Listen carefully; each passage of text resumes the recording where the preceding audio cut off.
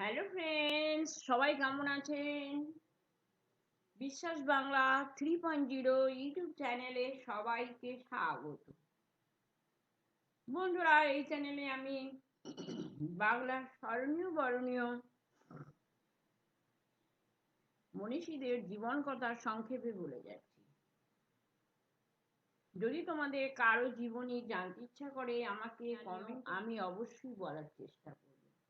হ্যাঁ বন্ধুরা, আজ আমি বলবো ফ্রিডম ফাইটার ভবানী প্রসাদ ভট্টাচার্য। এসো তাহলে শুনি। ভালো লাগলে লাইক শেয়ার সাবস্ক্রাইব করো না বন্ধুরা। সাবস্ক্রাইব করতে কি হয়, কোনো পয়সা তো লাগে না, টাকা পয়সা খরচ কিছুই হয় না, আঙুল ধরে একটুখানি বোতামে টিপে দেবে, তাহলে কি হয়, আমার একটু হেল্প হয়, আর কিছুই না বন্ধুরা। ভবানী প্রসাদ ভট্টাচার্যের পিতা বসন্ত কুমারের বাসস্থান ছিল বরিশাল জেলার বান্দ্রিপাড়া গ্রামে। ভাওয়ালে রাজবাড়ির সাথে জড়িত হয়ে ঢাকা জেলার জয়দেবপুরে স্থায়ীভাবে বাস করতে থাকেন। 1914 খ্রিস্টাব্দে জুন মাসে এখানেই ভবানী প্রসাদের জন্ম হয়।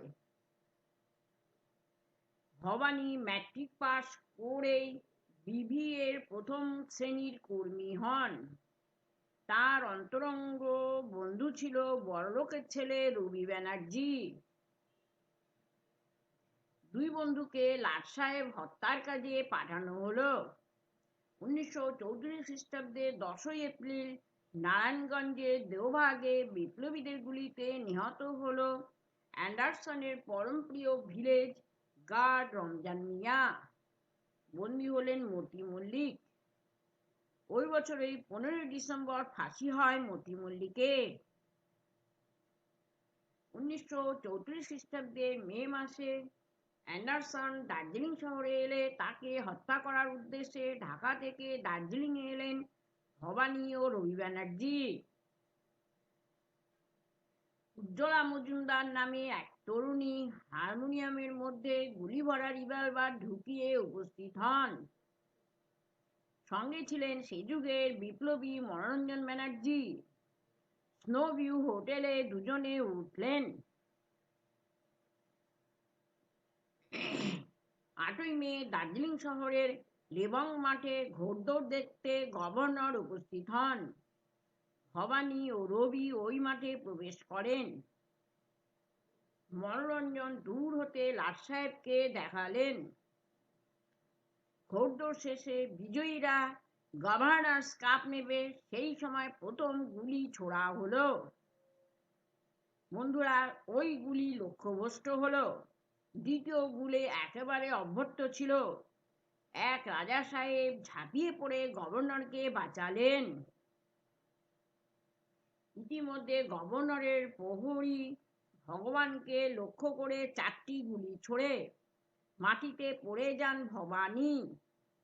রবি ব্যানার্জির গুলিটি গভর্নরের ঠোঁটের পাশ দিয়ে চলে গেল।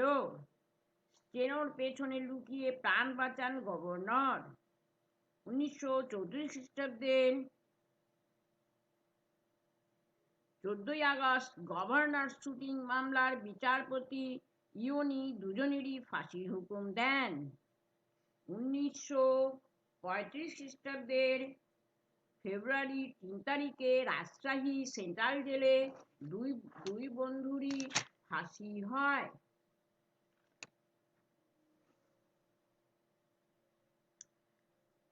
তাহলে বন্ধুরা, এই ছিল ভবানী প্রসাদের সংক্ষিপ্ত জীবন কথা। তার সবটাই আমরা প্রায় দার্জিলিং, বাংলাদেশ এসবের মধ্যেই সীমাবদ্ধ ছিল। Thank you.